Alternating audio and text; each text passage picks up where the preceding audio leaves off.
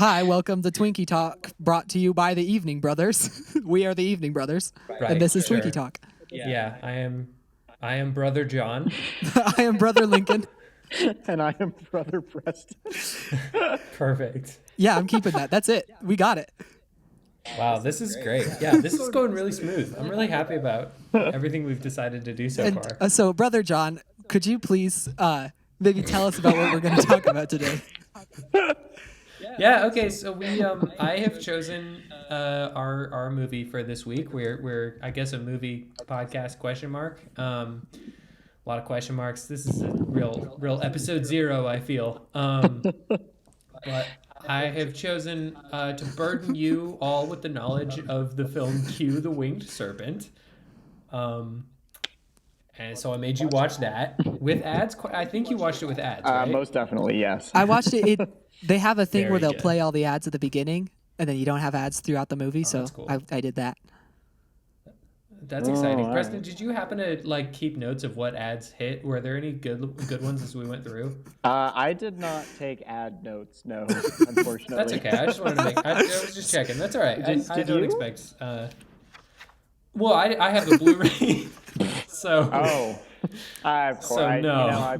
I should not be surprised. He kind of misses it. I'm not He sure kind of why misses you the were. way that the ads used to interrupt whatever Q the Winged Serpent is.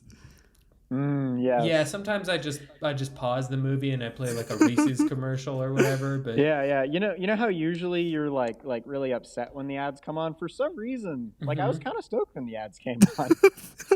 I can't wait to find out why. just like any reprieve. Okay, Jonathan, could you give us the rundown of what this movie is about? And I want to hear why you made us watch it before we get into my specific Okay. reactions. Yeah, so I actually most of my notes are kind of a run through of the whole movie. So we'll go through beat Oh, by sweet. beat. And do you mind if I interject my own But notes? essentially, no, that's sort of the goal. I wasn't just gonna give you a diatribe of my notes. I figured we'd talk Yeah. through the movie. Let's go ahead.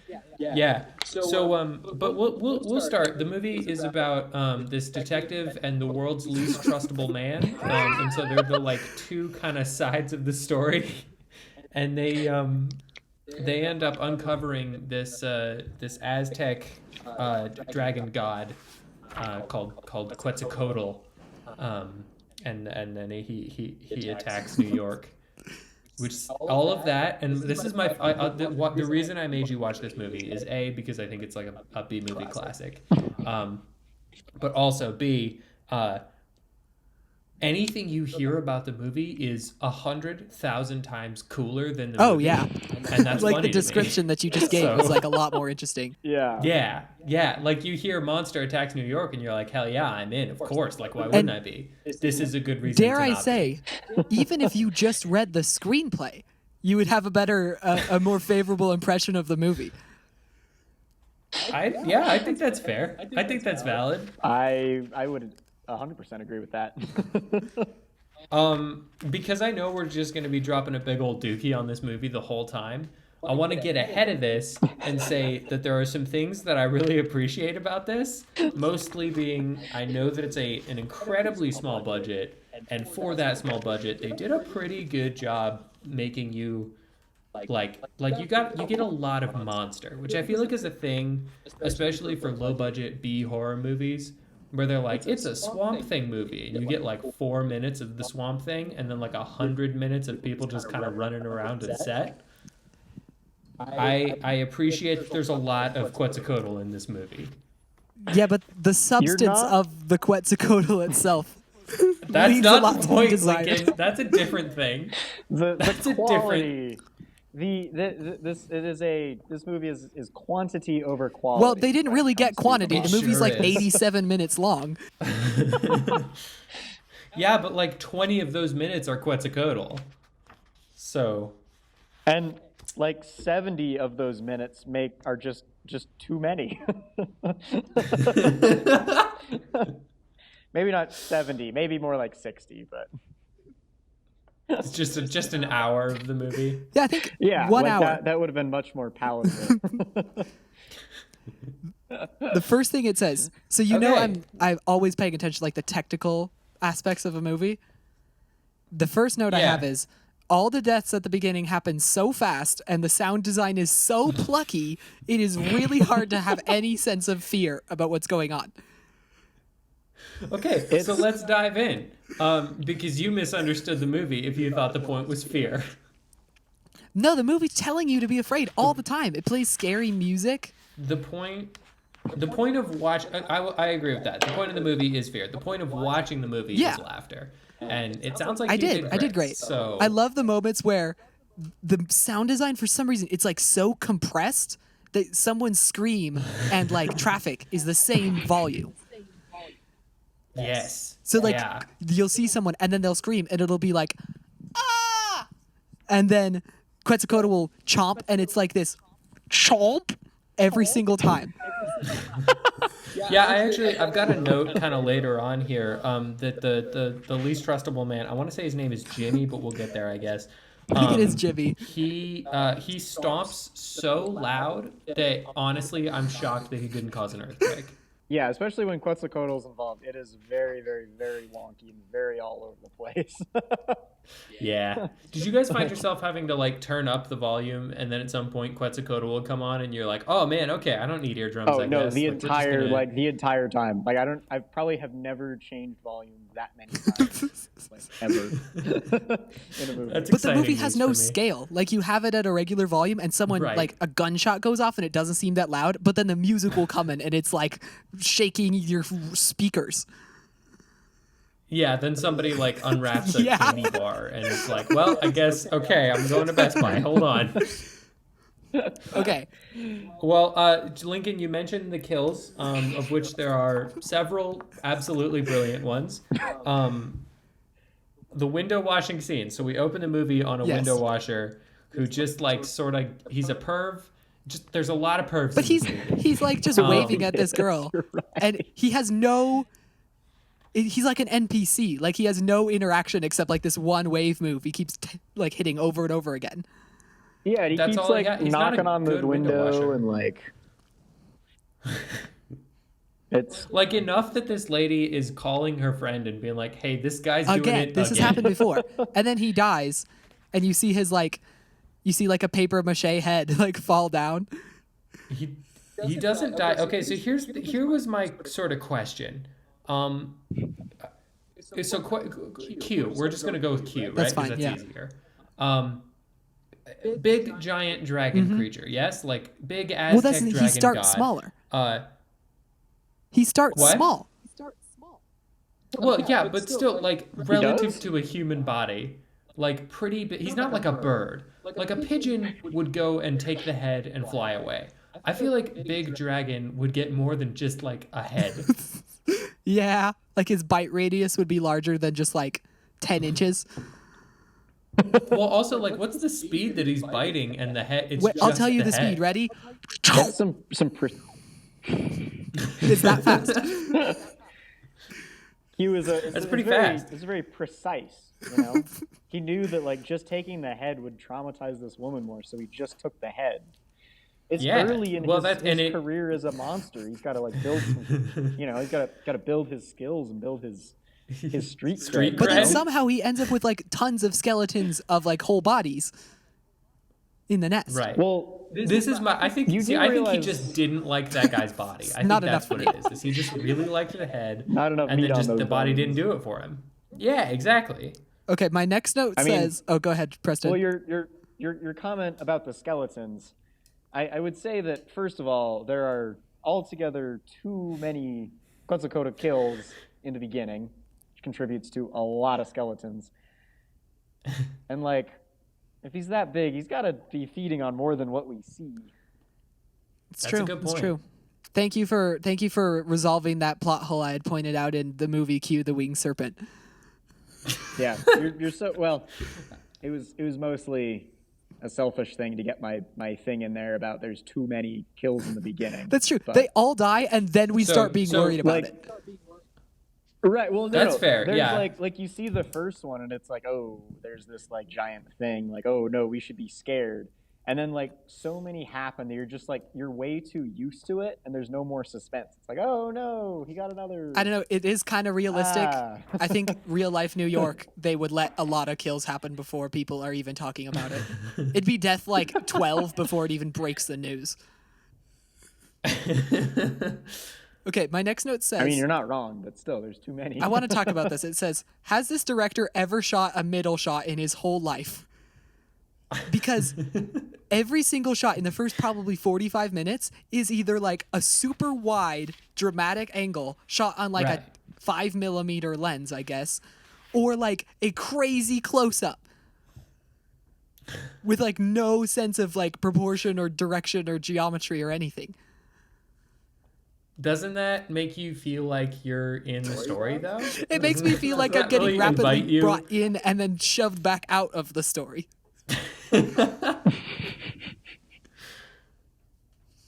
Yeah, maybe he wanted to go for like a more like sexual way of just like really close, really far, really close, really far. I believe that. I 100%. There's a lot of subtext. A lot of subtext in Q the Winged Serpent. My next comment is that I love framing this as a detective story and somehow also a heist, because like can you imagine if Godzilla 3 or whatever came out and then that was how it was, and I cannot imagine the response that everyone would have if it was just a bunch of shenanigans with this cop and this random dude. I want to talk about this random dude for a little bit. Let's talk about him. Hold on, I have his name here. I wrote his name down. I caught it later. Because we needed to establish like who he is, and then we'll talk about it. Yeah, it's actually really important who he is. I actually wrote a lot in it. Jimmy Quinn. Quinn. His name is Jimmy Quinn, and he the only thing keeping him from a life of crime is this job playing piano at a bar, and I think that's incredible. He's conveniently turned away from the camera every time he sings anything difficult.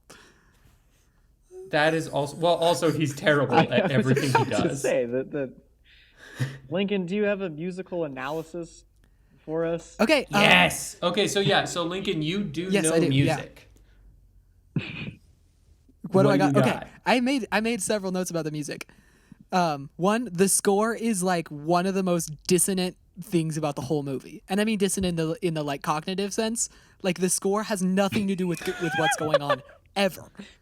But okay. Thank you for clarifying that. When he sits at the piano and starts playing, they frame it really conveniently so that he doesn't have to play. But the playing is actually pretty decent. Like it's totally acceptable for like a jazz pianist. Definitely not in New York City at a like street level bar, but it's pretty good. Then singing itself is like capable to the point that I don't believe that he was singing. Absolutely not. No. Except here's my question, because the singing is, and I say this as someone who doesn't know a lot about music, horrible. Like I think it's idiosyncratic. Awful. I actually didn't think it was that bad. I thought it was fine. It's idiotic. Like it's horrible. I didn't mind it. It was a really flat tone. He was generally on pitch. I agree that he had a very flat tone. I think I'm justified in my opinion on this because in 20 seconds the guy starts playing the jukebox, which what a baller move. Actually, that was like I was like waiting for him to get kicked out, and then turns on the jukebox. Meta's genius. That is so much better than just being like, get out of here, you're not good. It's like it's that would crush me. Seriously. You know what's the funniest part? Way just to like, to the director's credit, like that's a pretty good way of like taking our boy Jimmy and just like tearing him down to nothing. But I love that he's playing jazz and then they switch on the jukebox and then you hear the next spoken line is, "Have you found that guy's head yet?" Yeah, they do pretty casually ignore Jimmy, don't they? Like the movie ignores him. Oh, it does. I feel like the first time I watched this, it's sad that it's not even the second. I've watched this movie a lot of times, but the first time I saw this, I feel like I went through probably 70% of the movie going, why are we watching this guy? Like, what does he matter? Like, Hey, so I also had that question. like, I think, can we all agree that the heist portion of this could have been like not that there's much of a heist component, but like the heist did not need to be in there. well, It did not. However, it was worth it for them robbing a shop called Neil Diamond. that is pretty good. You know, that's fair. It was a pretty solid, but still, like, I really like that he says, they go, "Can you drive?" And he goes, "I can drive, but I don't carry a gun and I don't go inside." And he literally shifts the car into park, and they go, "Here's a gun, come inside." And of course it goes wrong. Yeah, and he's like, okay, like, that "Oh, sounds good. Let's fine." do that. right? Like, what are they gonna do? Like, call the cops on you for not going in on this robbery? Like, And then the music is like the theme song to DuckTales right then. It's just this like bolt beep, bolt beep, bolt beep, bolt beep. And then he just like his toe touches the curb and he throws the jewelry box into the intersection.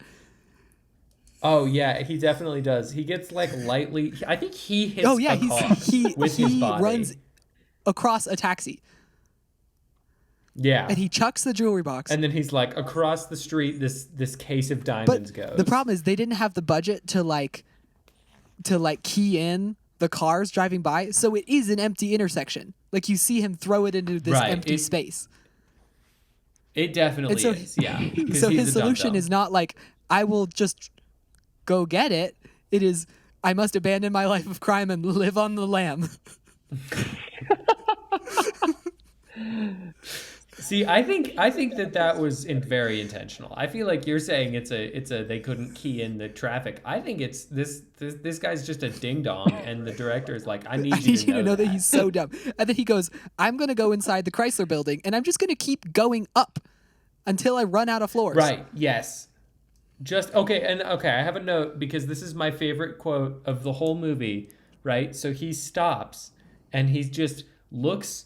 Oh, I know what you're about to say. At a ladder, and he goes, "I'm almost afraid of everything, but I've never been afraid of heights." To himself. Yeah. Like he doesn't say that to anyone. there was that line, and then the security guard chasing him is like, what is he? It's something to the tune of like, oh, screw it, or like, why can't I think? Like the two garbage lines of dialogue, again, did not need to be in, and like, I feel like they just said, hey, like, security guard is going to be chasing him. Now we need to get rid of the security guard. How do we get rid of the security guard easily? Oh, just have security him guard just give up. gives up. Jonathan, I just realized I have a note that I wrote at the exact moment that he said the thing about scared of heights. It says, Okay, tell me the about it. wheelman narrates his every thought for the audience, but somehow doesn't succeed in revealing new information.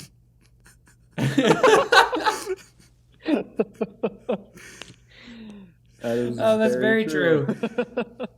That guy, he's got a big day though, Jimmy Jimmy Quinn. Quinn, because he does a heist that he said he wouldn't do right after getting absolutely like to his core demolished by a guy putting a jukebox on.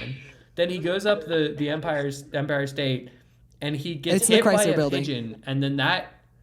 Is it the Chrysler Building? All right, the Chrysler Building. I don't know buildings. And then he gets hit by a pigeon, which I feel like is more important than which building he's in.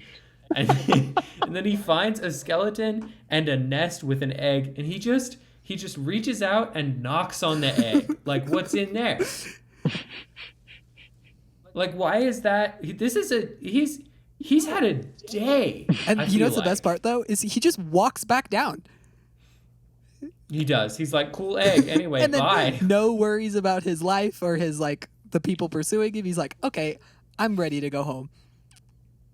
No, it's like in GTA. If you like burn off the heat, then they just like stop looking for you, and you're fine. He's like, oh, they're off my that's trail. What the security guard did.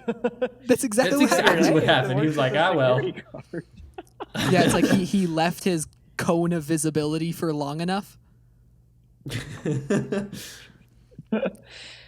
I mean, but let's be real though. Like, Jimmy's not having a great day. Like is there any possible way that it could get worse? Whatever. Might as well knock on this egg. Like my day, That's a you know? that's a valid You are point. thinking That, like I feel Jimmy like right there.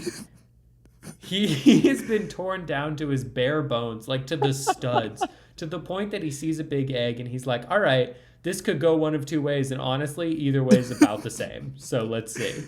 Okay.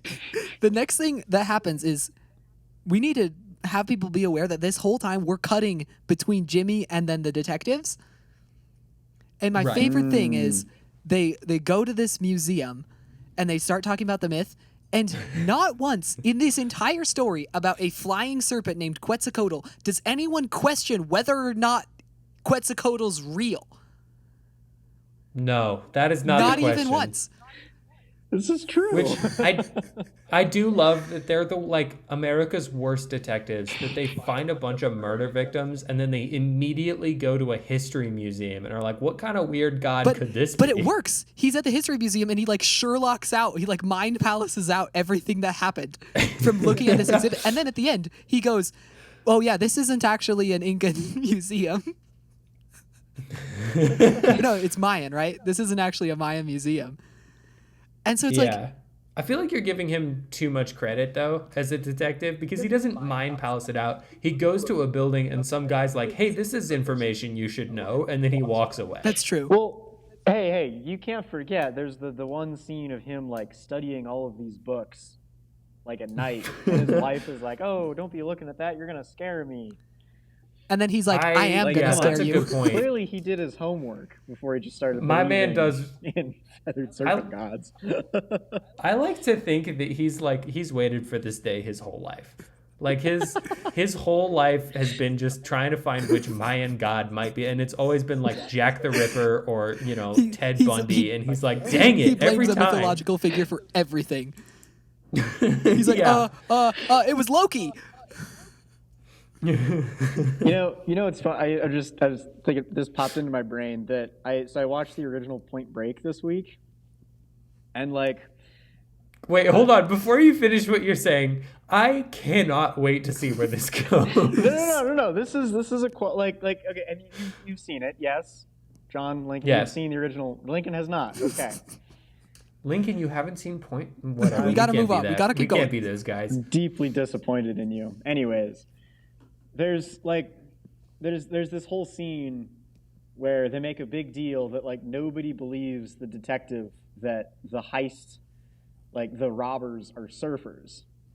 Like those people were more suspicious of surfers being robbers than of a flying snake god who is powered by human sacrifice. Exactly. Yeah. How like that does not. So you're saying some people could have used a little more like Cartesian doubt, like maybe just the slightest amount of like. Did you just say Cartesian doubt?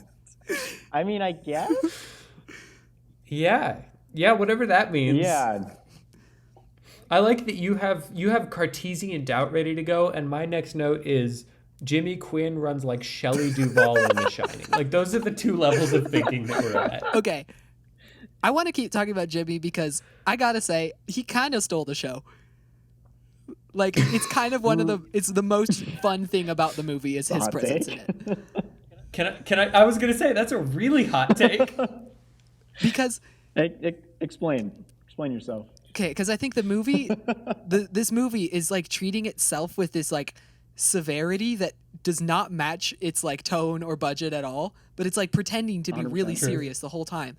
And then you get lines like, I ran twice in one day, I ran. Oh yeah, that was good. That's when he's talking to his wife, right? And he's like upset. And that's the takeaway from I ran his day. twice in one day, I ran. And then she's like, go to bed. And he's like, fine. And she goes, I'll make you some eggs. And he goes, I don't want to ever see another egg. Like he saw one really disturbing egg. That was it for him. We're good. Like, I feel like I would have. I'm not saying it would ruin my like year for eggs. It would ruin my day for eggs, though. But well, I feel like if you knocked on a giant egg and like nothing bad happened besides like seeing some skeletons and stuff, like Aside know from that dead bodies, nothing bad happened. Yeah, exactly. I don't know that I would like draw the connection of like, oh, I don't want to eat eggs because I just saw a giant one. Yeah, eggs are not skeleton specific. Right. Like, I feel like I would have seen the skeletons and like, oh, yeah, that's like a, that would ruin your appetite. I don't want to eat a skeleton for breakfast tomorrow.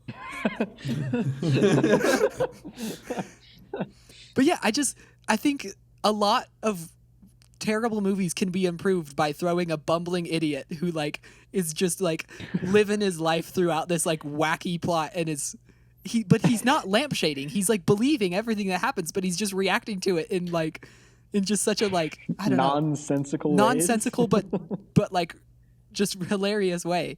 Yeah, you know what? I can get behind that. I think I support like when this. He leads the two gangsters who are searching for him because he lost their money. He leads them to the nest and has them get eaten, and then as slowly as possible. Yes. And then he goes to his girlfriend and says, "Oh yeah, those two, they're not alive anymore," as if it's like a euphemism. Like he's not being sneaky. Yeah, I wanted to like. There's not like this like moral battle of like, oh, I'm leading these people to their death.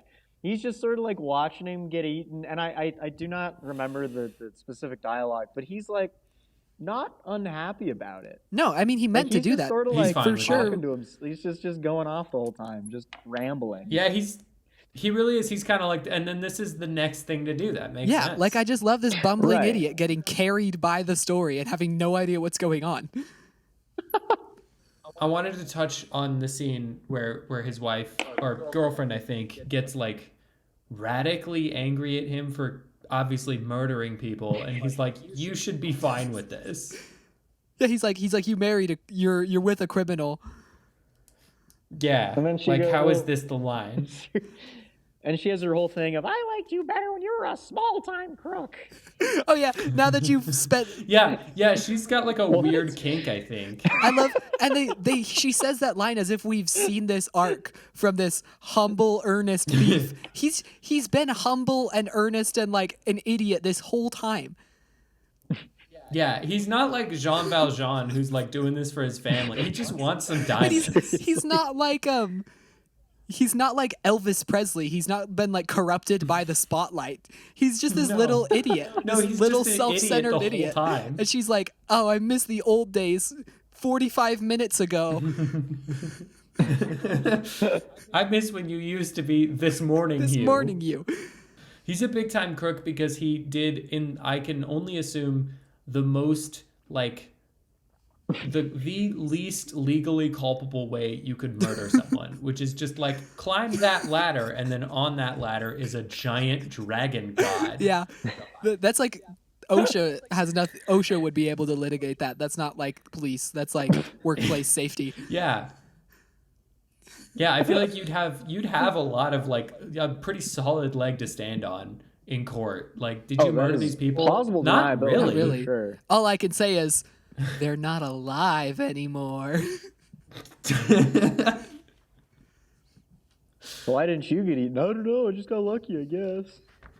Yeah, it just happened. Which actually, I did. He doesn't get eaten a lot of times. He could have gotten. Serious, yeah, like so many times. But he has no sense. Like, I just love. He is so dumb. He has no sense of the scale of these events that are transpiring. At all. He sees the winged apocalypse monster and goes, I bet I could get a pretty sweet deal from the state with this. Yeah, he has the same reaction to that as he does getting lightly tapped by a cab. Yes. Not even to mention how the detective got like 4 seconds away from getting him to reveal where the thing is. He starts talking and he's like, this is how I would do it. I would go to the Chrysler. Oh, shoot. Yeah. Yeah. Can we also, like, the convenient, like, I love the fact that these characters meet for the first time in this bar where he is trying to get this job. Yeah, he doesn't actually have a job. Happens to wander in there. He walks in and goes, will you give me a job? Right, and this cop. And why is the cop there? Like, yeah, exactly. Yeah, like if the bar is closed, why is the cop there? And you know what's even better than that is that scene has no bearing on any other part of the movie. No. literally at all. Yeah, Like- it's not like he has like his music career comes back into focus at any No. point. Nor was it mentioned before that. It's just like a thing that happens in a series of things that That's what happen. I'm saying. Well, and the whole thing of the music career is like the music thing isn't working out, so he has to go drive for this robbery. This music thing that he But the tried out this robbery morning. doesn't have to be in the movie at all. Right, it does not at all. I love the idea that he was like, if I can make it as a musician, I will stop being a criminal. And so he just, with no prep or rehearsal, goes, I'm going to go to the first bar I see and just demand a job. And if I don't get that, crime is my Right. only other option. Back to crime. There's nothing else I can do. I'm not going to try to maybe get a regular job at that bar or... Well, I hear that there's a construction company that suddenly has an opening. That was probably my favorite Yeah. kill. The That's a red shirt great kill. That construction was guy. actually a good one with like the hard hat falling. Oh yeah. Really solid. Really, really solid. I liked when the like blood is falling all over the street. I think That that's was a neat good one That's a good too. one. Yes. I also like the one that they're in the pool and it cuts back to the pool so many times and you're like, surely there's gonna be a death from this, right? Like you start to doubt that there's gonna be a kill because it just keeps cutting back to the pool and everyone's fine. It's like, that's the one with the big claw, yeah, it's right? like aerial view, pool, then aerial view again, then pool again, then aerial view, and then another pool shot. It's like, yes, we get it. He sees the pool.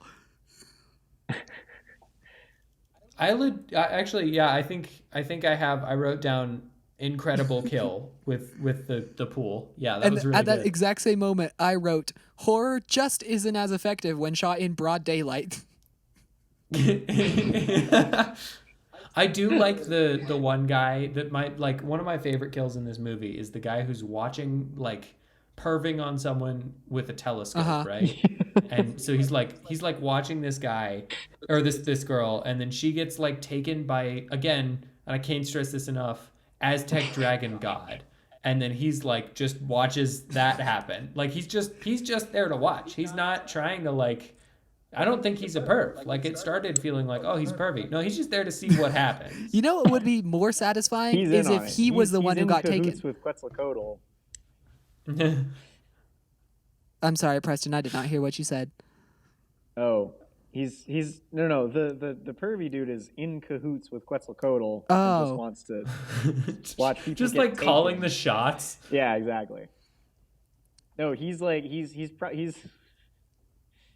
that should have been the priest dude. That would have been Like- such a great little bit. Yeah. That would have been awesome, actually. Or it should have been Yeah. him who got taken. The guy with the telescope should have gotten sucked up because he was like doing the wrong thing. That also, yeah. There's not a morality to this, to Quetzalcoatl. I wrote, There's not a morality in any of this. Like That's true. the one, Yeah, there is even no like, the lesson to be priest learned. Dude, it's never like, hey, you're like, not only are you like killing these people, but also like you're summoning this beast that's like eating people, like, which I guess that is, that's evil. But at the same time, there's never like a moral question there and also, Right. No, it's until the it's just like, don't- end when he's like, no, you have to say the thing and then I'll kill you. And he's like, well, I don't want to say the thing. oh shoot. Oh, I love that scene. Like- We'll definitely get to that. Yeah, we'll revisit that for I sure. also like that they treat the reveal that the killer guy was that professor in the museum at the beginning. They treat that as like a shock. Oh Was yeah. it? Yeah, it was. I did not pick He up on gets that at so all, little to be screen time honest. that there's no shock value because you see him once and then the movie like holds the frame on his face for like the one extra second you need to know that he's the bad guy. And then they show up later and he's I'm like, glad- "Oh, it was me." And they're like, "Oh, I trusted you when we met for 5 minutes yesterday."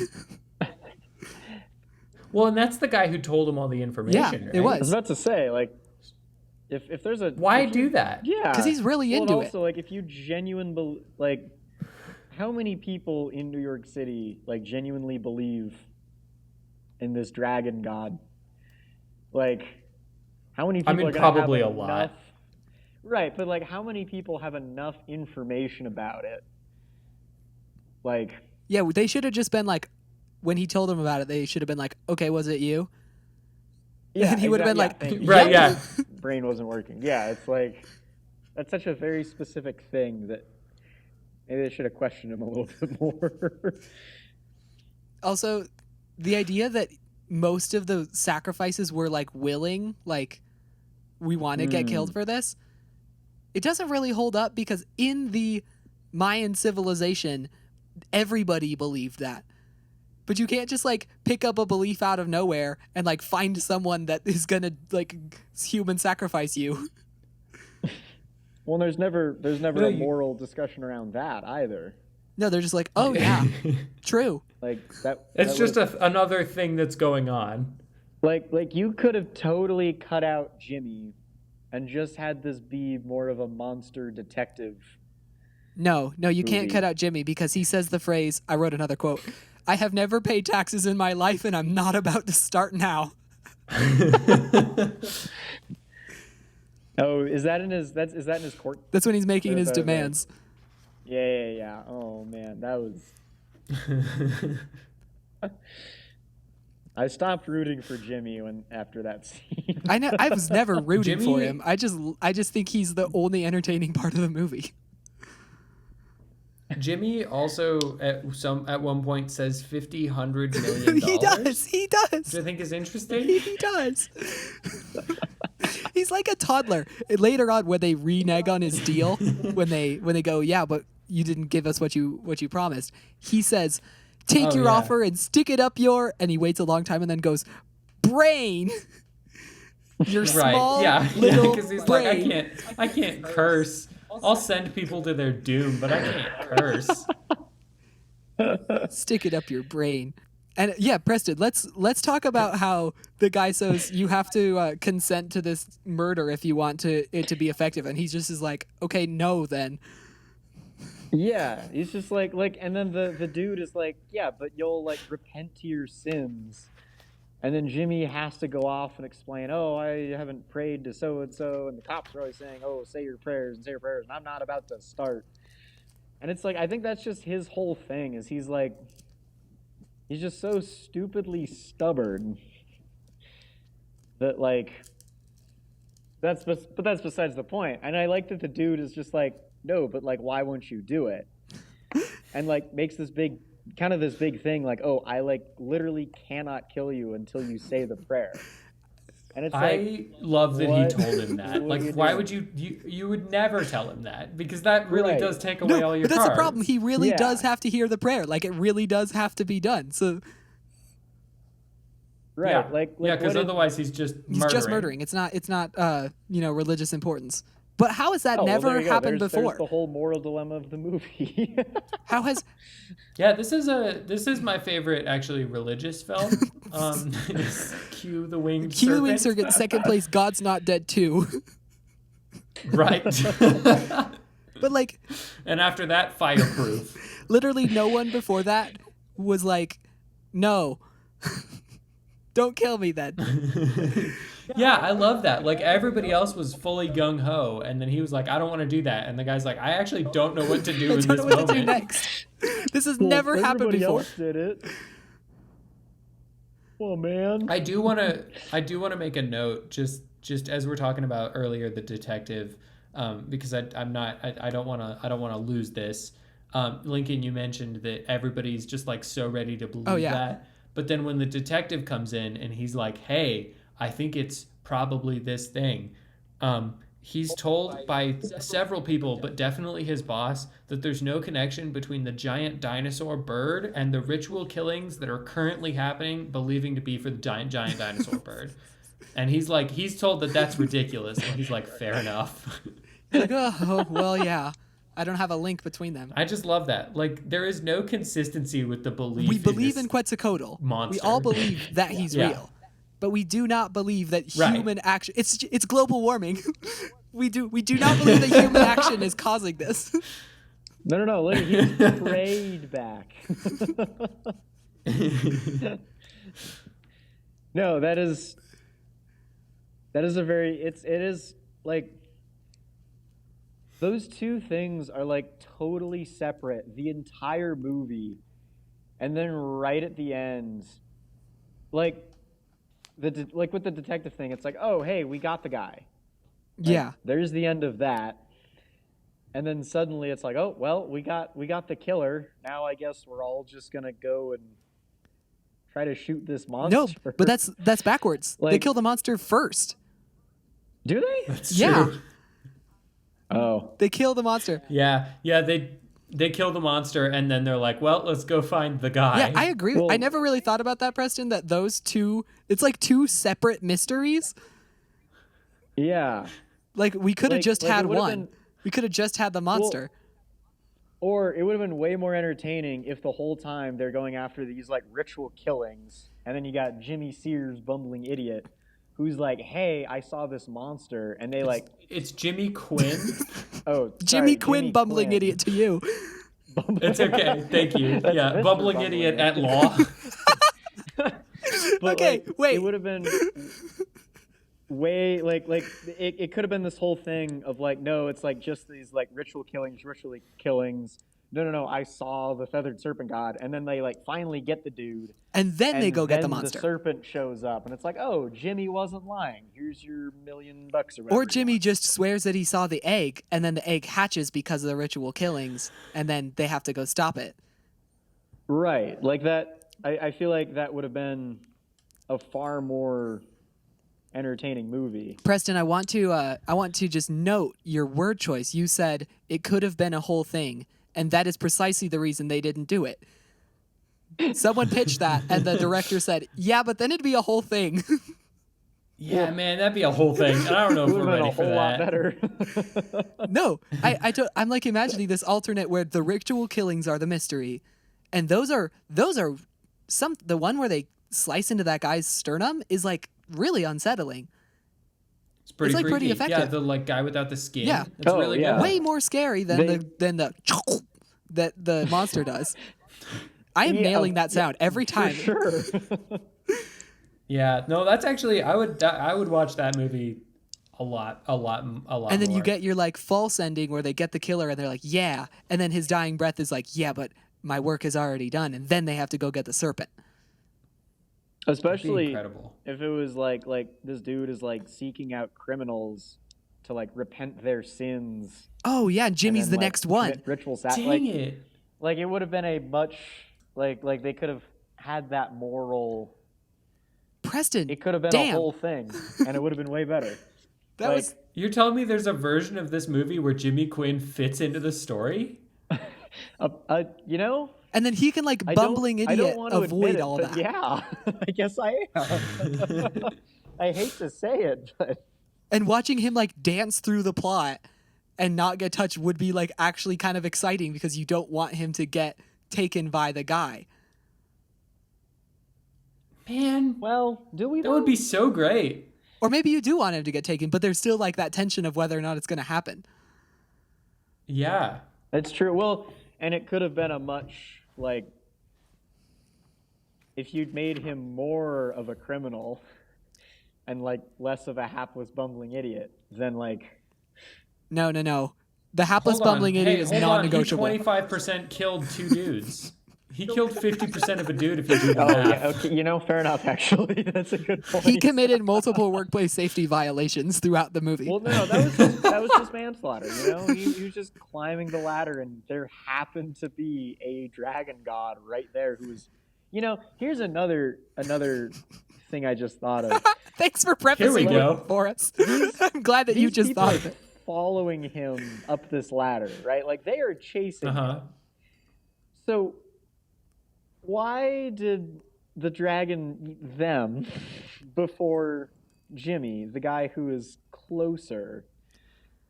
No, this is my question too. Like Jimmy, he survives more than he should. Yes, he does. In a lot of ways. Because he's getting pulled through the plot. He's not participating in it. That's true. He really is. He's like actively Right. trying to Like fight I have never against seen it. him make a decision even once in the movie. Well, now he decided to hit that taxi with his whole body. No, he didn't. It was an accident. He decided to like get out of the car with the goons to like That's go true. rob the bank. He decided. But do you see to it on climb his the face? Sears Tower again. the decisions have already happened by the time you see him do them. Like you see him perform actions, but you don't see him make decisions. He decided that he needed all that money Off camera. Like, he makes this big deal of, like, I don't go in. Like, he could have just gotten out of the car and then, like, walked away. Like, what were they going to do? Like, shoot him in the sidewalk in front of all the witness? Like, Honestly, yes. I think that's exactly what they would have done. He could have just simply walked away. I'm going to try getting a job at a different bar. I'm serious. Like, yeah, he could have just walked to a different bar and, like, tried to become a musician. Yeah, after that first bar, he walks to the next bar, like one door over, and he walks in and he's like, hey, I wanted to, and they're like, no, we heard No, you. we're fine. No, get out. We're fine. Well, Okay. maybe he has to go across town, but, like... Preston. Because there's also, there is the whole thing where it's like his girlfriend or whatever, like, clearly works in the bar, does not want to be known that, like, she and Jimmy are a thing. Like, there's a very and who clear would? head shake. Well, obviously, but, like, and that's never brought back up. Yeah, it's I not. have just It's true. so You were many right. problems I mean, with she leaves him, and then he's like, yeah, you suck. Like, he gets vindicated by her leaving this kind of half murderer. That's true. He's like, yeah, serves you right. Not wanting to be in a relationship with me, the worst human being. America's worst man, Jimmy Quinn. America's worst and also least he has interesting. What's the word I'm looking for? Sex appeal. Self-awareness. At least he has some self-awareness. Oh. that Jimmy he is has just some a sex fucking appeal, John? idiot. Yeah, Jimmy. Yeah. Yeah, he's a real himbo, Jimmy Quinn. He puts the bow in himbo. Do you feel like it was, I want you to rank these two choices. Is it a more bold move to end this movie by setting up for a sequel, or to make a Michael Morbius movie, just like as a concept? Which do you feel like is a stronger move? I think the Michael Morbius movie was the bolder move because they had to actually put light to film. They had to actually make it. Sure. You could just Also, like that's hand fair. wave out a Because, like- sequel with not a lot of commitment. Also, because like I don't know if you guys had this case, but I was getting to the end of the movie where they're doing like the big overhead shot of like the burned out building, and I was like, "There's gonna be an egg. There's gonna be an egg, and it's gonna hatch." Like, and you expect it. Like, the movie is bad You're enough. Wait, are you But, saying like- this movie's predictable? Hold on. Hold Yeah, on. wait. You're saying that you saw that Are you coming? saying that this You saw roller coaster of a the- movie? Okay, all right. I'm not This the only one absolute who's doing that. Versus like M. Morbius, Night Shyamalan of a movie. This Christopher Nolan-esque plot. I mean, you Yeah, can't just hear the messing with dialogue time half left the and time, right. So there's some common ground there. I'm waiting for Lincoln. Now I kind of want Christopher Nolan to remake Q the Winged Shot Serpent. for shot. Yeah, exactly. But just on IMAX, so every individual shot is wider. And I want Jimmy Quinn to be played by Quentin Tarantino. Gross. Actually, he would be perfect for it. Like, I mean, I know. Either him or Bill Burr. I feel like would be. I don't Bill wanna see Burr- another egg ever. Bill Burr would actually be really funny. Because, like, he has the same, like... face structure. he has the same vocal affect, Yeah. too. Yes. What Also Lincoln that. just said, yes. Like all of those lines, I could 100% hear those in a Bill Burr. Yeah, I'm like hearing them Yeah. right now. It's like it's actually making me kind of excited to like remake this movie. Let's remake Q the Wing. Forget the podcast. We're remaking. And Q I the want to Winged add in Serpent. all of Preston's changes. I think that would really make a more effective movie. I fully agree. I think a little more Thanks. dread. Okay, you know what is the revolutionary thing we're gonna do when we make our movie? Instead of It's gonna have good effects and shooting all. all the stuff at 1 p.m., we're gonna wait till the sun goes down. What? You're telling me that lighting is important in visual media? I'm going to go out on a limb and say that lighting is in fact important. I've been watching a lot of videos about filmmaking, and I will say, from my expertise, lighting is important. Wow, I feel like you had to piece together a lot of videos to Yeah, get I really that. did. I was about to say, like, you have to absorb the Well, now information. you've seen all those videos. Your expertise is clearly. It is. It's Okay, showing. want to hear the next part of my expertise? Yeah, go ahead. When you want to just make a movie in New York, it's important to have some sort of thematic reason that it takes place in New York.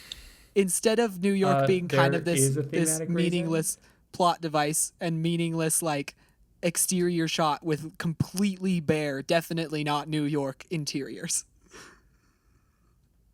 There is definitely a reason. There's a thematic reason for this to be shot in New York, and it's way cooler than Ohio to shoot this. Well, so you can have a winged serpent god, like scooping people off of rooftops and like blowing holes in buildings. Clearly. Yeah, that does not make the news in Chicago. Right. Exactly. Yeah. It's. I feel like New York is the setting, but it doesn't really have any. There's no sense of place. It doesn't feel like there was a reason it took place in New York. Big dragon in New York, Lincoln. Would you rather watch this movie set in Cincinnati? Like, is that what you want? No, I'm saying that I wouldn't be able to tell if it was in Cincinnati. It's not like he destroys any like big cool looking buildings. Like the Chrysler building already has a hole in it, and it's definitely not the Chrysler movie. building once they actually go inside it. It's a monster movie, and monster movies have to be in big cities. Like that's just the rule. Okay, like, fine. Which big city are you gonna pick in the like? Right. Not Chicago. I agree with that. Like Washington D.C. maybe. I could see that, or like Dallas, Or like Fort Maybe not Collins. I like that you guys fully considered that as a real option. I don't know what this Dallas skyline looks like, so I can't judge too harshly yet. That's your problem, is the skyline. If your problem with the skyline, then New York would be perfect, wouldn't it, I guess Lincoln? it would. I guess it would. I concede everything. Thank you. Oh, finally. You know what I also appreciate at the end is like when he gets got by the dude. Context? Okay, hang on. First off, when Jimmy is in the hotel. Wait, sorry, Preston, I gotta stop you. Can you let us know whether or not this has just popped into your head? No. Well, it's been marinating a little bit, but Okay, thank you. Oh, okay, so this is like a 20-minute thought? maybe like a 5-minute thought. 5-minute Okay, thought all was right, what I did cool. in high school. First of all, so the dude at the end, who threatens Jimmy with the knife, was that the priest guy, or is that just a totally random dude who just showed up? Because if it is the priest dude, how did the cops let him get away? No. He just runs up to the roof and disappears. Like, he fully gets away. Right. There's there's the mime dude watching the other Oh, detective. yes, the undercover mime cop. Yeah. We never talked about There's him. mime cop watches other cops get swooped off the building by the dragon, and we get a shot of him just like wigging out. And then suddenly, okay, so anyways. But he can't tell anybody because he's a mime, Preston. How great is that joke? Oh, wow, that's pretty. Anyways, okay, so dude escapes the building somehow. Yes. Threatens. Okay, I like that. As Jimmy is getting threatened, the cops roll up, and what is it, Shepard? Like, is just like rolling around. I don't know. I just cared about Jimmy Quinn's name. I'm pretty sure it's Shepard is just rolling around to hotels, like kicking down doors, looking for Jimmy. Like, oh yeah, we figured that this guy would go for Jimmy. And it's like, you never cared about Jimmy until the very end, and suddenly you're kicking down every door in every hotel looking for Jimmy. And also, how does this guy even know who Jimmy is? Right. Do we ever learn how the priest knows who he is? It's a really good point. And also, he's not. Yeah. No, because the killing like the ritual murders are totally separate from the from actual the serpent location of the god, serpent god. and Jimmy never gets involved. Okay, wait. My brain is outside the serpent breaking. god. They fight. They chase that guy to the roof, and Right. then do they kill the monster? I felt like that had already happened because Jimmy gets kicked out before that and goes to the hotel. No, hotel's at the very wait. Hotel's at the end. The last thing that happens is the Yes. hotel. So And then before that is the monster, and before that is the it is the because No. because think what about so. the No, it conversation that is- Jimmy has where they're like, "We're not going to give you anything." I thought that happened before they confront the you're guy. right. Because here's what it is. So they go and they shoot the egg, but no monster. Oh, And they have the whole thing with Jimmy, no, screw you, like you didn't deliver. Okay. And then they make a deal about, That's what it is. now we're going to go get the real, not the real killer, but like the ritualistic killer. But Shepard's going to stay here in case the monster comes back. Yes. That's Okay. what it is. Which I love. I want to talk real quick about two things. One, Mime Cop, we have not touched on him enough. Two, I want to talk about Jimmy's plan that he proposes, which is just a big net. You know, it's Wait, he does? yeah. He says get some his helicopters idea and throw a big for old net. capturing. Yeah, he just wants to throw a net on Quetzalcoatl, and I think that's just tremendous. You know what? Given our like observations of Jimmy's extreme good fortune, it totally would have worked. It absolutely would have worked. That's exactly what they should have done. I mean, honestly, what's more realistic? Like a winged serpent god dying from lots and lots of small arms fire, or being tangled up in a net? I want to talk Like- about the small arms fire because I love that the movie has no sense of like, it's like the dragon has hit points, but the hit points don't scale linearly. No, it just gets hit enough that it dies. It's like the first like 25 shots didn't do any damage, but the second 25 shots do some damage, and then the last shot did a lot of damage. But it's And like like they clearly there's clearly shots where they go back and forth from a like totally fine Q Oh, yeah. to a totally bloody Q, like in a Yes. non-linear fashion, Well, that's and the it thing. never builds. they only had one. either, like- They're gonna destroy it one time. Then what you Right, get is what you exactly. get. That's true. But like, there's several shots where you clearly see Q bloody, and then suddenly he's fine, and then suddenly he's back. Well, yeah, because the like clay model was not made in collaboration with the like practical big hand models. Well, that's very apparent. Why would it be? I have a comment I'd like to read that I wrote when this was happening in the movie. It says, "The monster itself would draw comparisons to a Muppet, but Muppets have competent model and puppet work." You're not wrong. This is one of those where I feel like the poster for this movie is just The poster's spectacular. really cool. It's very like Another thing Dungeons that and I Dragons, truly- like cover Yeah, of a, it totally is. it's like a character book art. Yeah, it's just another layer to the joy that I had knowing that each of you were individually on your own, completely alone, to watch the movie Q the Winged Serpent, which is unquestionably the worst viewing option. Oh, I got about 45 minutes in, and I said, this movie really doesn't need another 45 minutes. No. And then Yeah, about that an was hour right about in, when I you said, texted us, I believe. Oh no, I texted you in an hour. So he was more desperate by then. Which doesn't sound like a lot of difference, but it really is No, in that it's kind of movie. 15 minutes too many. I want to talk about this like runtime of the movie because I noticed I wrote the same note like 3 or 4 times that the movie it seems like the script itself was paced too slow. Like they wrote a movie that not enough interesting things happen in it. And they thought they could Sure. fix it by like slashing it to the bone in editing. No. They fixed it by just having Jimmy just ramble for 20. Like, no, you're right. They Yeah. did slash the script to make room for Jimmy just Right. absolutely just bullshitting his way through this scenario.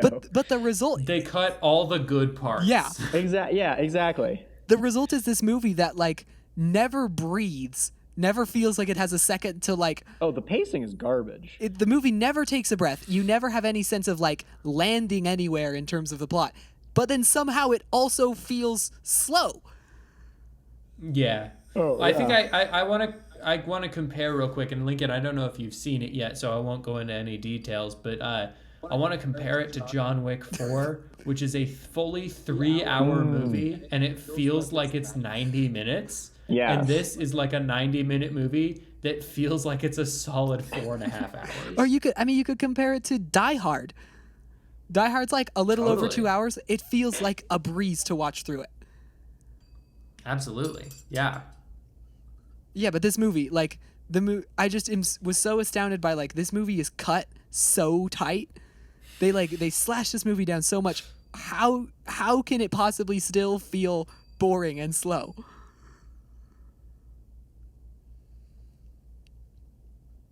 There's no excuse. I mean, there's nothing. I have nothing.